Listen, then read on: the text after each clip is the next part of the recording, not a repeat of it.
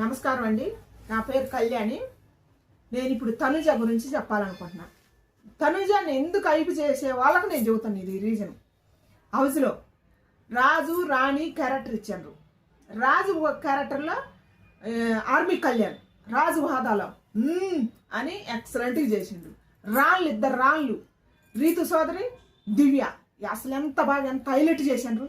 అసలు రీతు సోదరి అయితే హైలైట్ అనమాట. దాంట్లో రాణి పాత్రలు ఇమానేలు కామెడీ ప్రజలు ఇమానీలు సుమన్ శెట్టి గారు బర్నీ గారు గవరు వీళ్ళు నలుగురు కామెడీ హైలైట్ చేశారు. ఎవరికి వాళ్ళు ఇమానీలు కామెడీ మామూలు లేదు.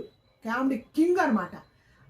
సుమన్ శెట్టి గారు ఆ పుచ్చకాయ మొక్క తినిపించే దాంట్లో అసలు ఎంత హైలైట్ ఎంత కామెడీ. వాళ్ళల్లో కామెడీ ఎంత బాగుంది. గౌరవ్ గారు ఒక రాణి వచ్చింది ఒక రాణి పోయింది.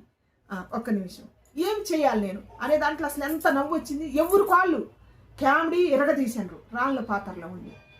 మరి కమాండర్ల పాత్రలో అసలు డీమాన్ పవన్ నిఖిల్ ఎంత బాగా చేశారు. సంజనా గారు కూడా ఎంత బాగా చేశారు. అక్కడ తనుజ ఎక్కడ కానొచ్చింది. అసలుకి తనుజ ఎక్కడ కానొచ్చింది. దేంట్లోనే ఎక్కడ కానొచ్చింది. ఎక్కడన్నా కానొస్తే అరిసే దాంట్లో సెల్ఫీస్ ఆమె వైపే మాట్లాడాల.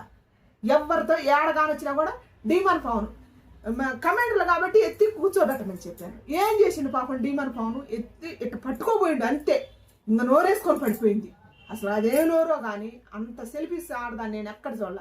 కట్టుబొట్టు ఉండగానే పద్ధతి కాదు అది. ఆడపిల్లకి అన్నీ ఉంటేనే మెనుకో కూడా ఉంటేనే ఆడపిల్లకి నిజమైన నిదర్శనం. అది కదా ఆడపిల్లకి కావాల్సింది. ఒక కట్టుబొట్టు ఒకటే కాదు కదా. అసలు చూడు ఎవరు చేసుకుంటారో కానీ వాడి పని అయిపోద్ది. తనుజ గారి